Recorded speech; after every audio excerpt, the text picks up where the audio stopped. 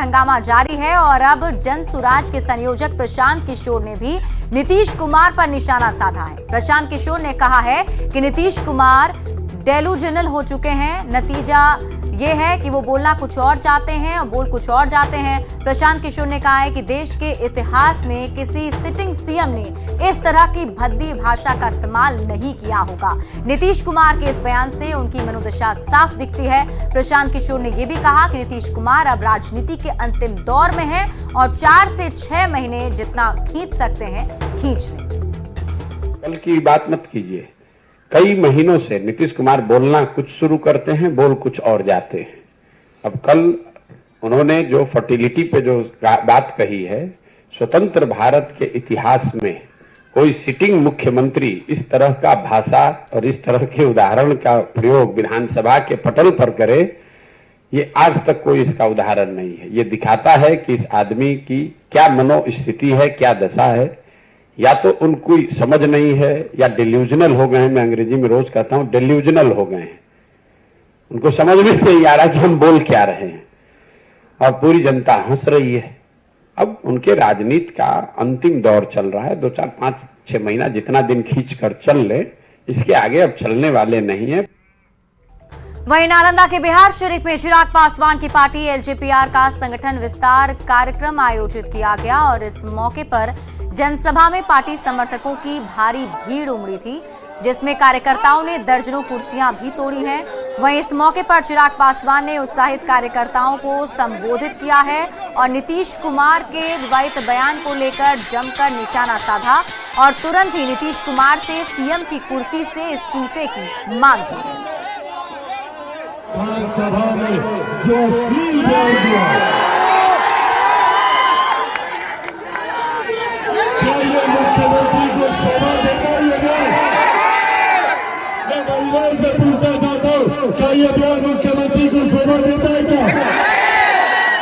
साथियों, आज मैं यहाँ नालंदा में मौजूद हूँ और मैं मीडिया पत्रकार साथियों से आग्रह करता हूँ, मुख्यमंत्री बोलते उनका गृह जिला पूछे, क्या उनके जिले के लोग सहमत हैं मुख्यमंत्री के इस बयान से? कैसे मुख्यमंत्री को मुख्यमंत्री के पद पर रहना चाहिए क्या? कितने लोग नालंदा में चाहते हैं कि मुख्यमंत्री को मुख्यमंत्री के पद से हटना चाहिए?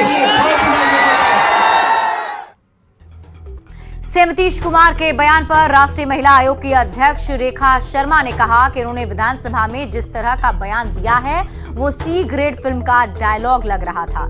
ये बयान उन्होंने विधानसभा में सभी महिलाओं और पुरुषों के सामने दिया है और सबसे बुरा ये था कि वहां पर बैठे पुरुष इस पर हंस रहे थे। मुझे लगता है अगर उन्हें ज्ञान देना था तो बहुत से तरीके थे। उन्होंने आज इस पर माफी मांगी है, लेकिन केवल माफी मांगना इसका उपाय नहीं है। बिहार स्पीकर को उनके खिलाफ एक कदम उठाना चाहिए। स्पीकर ने अभी तक एक्सपंज नहीं किए हैं उनके, और आज भी वो मीडिया में दिखाए जा रहे हैं, बार बार रिपीट हो रहे हैं उनके डायलॉग्स। मुझे पता चला है, अभी मैंने देखा कि उन्होंने मीडिया के सामने एक छोटे ग्रुप के सामने माफी मांगी, वो भी इतनी सब बात होने के बाद। केवल माफी मांगना एक उसका उपाय नहीं है। स्पीकर को, बिहार असेंबली स्पीकर को उनके अगेंस्ट एक स्टेप लेना चाहिए, एक्सपंज करने चाहिए उनके डायलॉग। नीतीश कुमार ने बिहार को 215 टुकड़ों में बांट दिया है। नालंदा में आरसीपी सिंह ने नीतीश कुमार पर यह आरोप लगाया और उन्होंने हमला बोलते हुए कहा कि नीतीश कुमार चुनावी लाभ के लिए आरक्षण का पासा फेंके हैं और बिहार की जनता इस जाल में फंसने वाली नहीं है। आरसीपी सिंह ने नीतीश कुमार के साथ लालू प्रसाद पर भी निशाना साधा है। भाई, अनुसूचित जाति, अनुसूचित जनजाति, अत्यंत पिछड़ा वर्ग, महिला, ये था आपका। और आपने अब क्या किया? 215 समझे टुकड़ों में बिहार को बांट दिया। अब नीतीश बाबू, आपके मुंह से सुनने में अच्छा नहीं लगता है कि ईबीसी की आबादी इतनी है, ओबीसी की आबादी इतनी है, सामान्य वर्ग की इतनी आबादी है, अनुसूचित जाति जनजाति कितनी, आपके मुंह से अब अच्छा नहीं लगता है। श्रीमान जी, आपको जो भी अब बोलना है ना, आपका फ्रेम 215 जातियों का है, तो उसमें बोला करिए ना। आपको तो 215 लोगों, क्योंकि आपके नेता बड़े बढ़िया से बोलते हैं और आप लोग भी बोलते हैं कि साइंटिफिक डेटा है, इसी के आधार पर मिलना चाहिए, जिनकी जितनी जिनकी आबादी उतनी की भागीदारी। तो कैसे होगा? इसका मतलब आपको तो मॉडल 215 पर करना पड़ेगा। और जरा समझिए क्या समस्या आने जा रही है। अगर मान लीजिए 15 डिप्टी एसपी का पद निकलता है पूरे बिहार में, ये 215 समाज के लोगों को नीतीश बाबू किस प्रकार समायोजित करेंगे? आप ये बताइए, ये बताना पड़ेगा आपको। और आप आरक्षण बढ़ाने की जो बात कर रहे हैं, श्रीमान जी 33 साल के बाद दोनों भाइयों को याद आया है। 33 साल के बाद आपको याद आया है। ये आरक्षण तो कर्पूरी ठाकुर जी के जमाने का दिया हुआ है। और आप जब जा रहे हैं, आपको पता है, मैंने कहा ना कि अब तो जिस प्रकार का उनका स्वास्थ्य है, अब तो किसी समय क्या मैं तो मांगा हूं कि 11 बजे कल इस्तीफा देकर जाए। तो ये अब तक क्या हो रहा था? जेडीयू के राष्ट्रीय अध्यक्ष ललन सिंह ने कहा है कि गणना पर कल जो कुछ घोषणा की गई वो न्याय के साथ विकास के प्रति एक बढ़ता हुआ कदम है। पर जो कुछ कल घोषणा किया है बिहार की विधानसभा में, यह वास्तव में न्याय के साथ विकास के प्रति एक बढ़ता हुआ कदम है।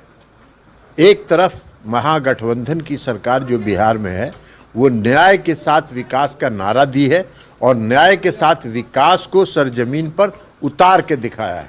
दूसरी तरफ जो दिल्ली में बैठे हुए लोग हैं, वो क्या बोलते हैं?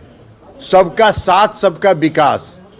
न किसी का साथ है, साथ तो सबका लेने का कोशिश करते हैं, विकास किसी का नहीं करते। और अगली खबर आपको मोतिहारी से बता दें। मोतिहारी पुलिस ने राइस मिल के मुंशी की हत्याकांड का खुलासा कर दिया है। पुलिस ने हत्याकांड में शामिल 2 आरोपी को गिरफ्तार किया है। इनके पास से एक देसी कट्टा, 2 कारतूस बरामद किए गए। एसपी ने बताया कि लूट के दौरान मुंशी की हत्या की गई थी। बता दें कि रामगढ़वा में मुंशी की हत्या कर अपराधियों ने 27 लाख रुपए की लूट को अंजाम दिया था। शिव शक्ति राइस मिल में हत्या और लूट की घटना जो हुई थी, इस संबंध में पूर्व में 3 अपराधियों को जेल भेजा गया था। इसी फॉलोअप में एएसपी सदर के नेतृत्व में और एसडीपी रक्सौल लगातार जो टीम को काम प्रोत्साहित कर रहे थे और स्वयं इस ऑपरेशन को लीड कर रहे थे। तो 3 लोगों के अलावा 2 लोगों की और गिरफ्तारी हुई है। मुंगेर में साइबर अपराधियों ने ठगी का नया तरीका ढूंढ निकाला है। बिजली बिल भुगतान नहीं करने पर रात में ही बिजली काटने का भय दिखाकर और नए ऐप के जरिए बिल भुगतान पर छूट का सब्जबाग दिखाकर लोगों के खाते से लगातार मोटी रकम उड़ा रहे हैं। साइबर अपराधियों ने शहर के एक डॉक्टर को भी अपना शिकार बनाया है। डॉक्टर साहब को बिजली बिल भुगतान करने के लिए एक ऐप डाउनलोड करवाया और जैसे ही डॉक्टर ने ऐप डाउनलोड किए, उनके खाते से 4 लाख रुपए गायब हो गए। फिलहाल पुलिस अब इस पूरे मामले की जांच में जुटी हुई है। कंपनी के नाम से आता है, आपसे लिंक डाउनलोड करवा के उसमें लोग देता है कि 1-2 हज़ार रुपये छूट मिलेगा। और ये कोई लेमेंट के साथ नहीं बल्कि एक डॉक्टर साहब के साथ हुआ है। तो आप लोगों को ये साइबर थाना मुंगेर की तरफ से संदेश है कि आप लोग किसी भी इस तरह के कॉल के जाल में न फंसे, कोई लिंक डाउनलोड न करें। यदि ऐसी ठगी होती है तो 1930 पे कॉल करें और अपने कंप्लेन को लॉन्च करवाएं। और इसी बीच रुक कर लेते हैं बड़ी खबर की। दानापुर से आपको इस वक्त की बड़ी खबर बता दें, जहां जमीन विवाद में 2 गुटों में गोलीबारी हुई है। गोलीबारी के दौरान एक परिवार में मां और बेटे को गोली लग गई। दोनों को एक निजी अस्पताल में भर्ती करवा दिया गया है। वहीं 4 लोग इसमें झड़प में घायल हो गए हैं। फिलहाल पुलिस अब इस पूरे मामले की छानबीन में जुटी हुई है। आपको बता दें, इस गोलीबारी में मां और बेटे को गोली लग गई है, जो गंभीर हालत में अभी फिलहाल अस्पताल में एडमिट है। और फिलहाल इस बुलेटिन में अभी के लिए बस इतना ही। आप देखते रहिए न्यूज़ 18 बिहार झारखंड।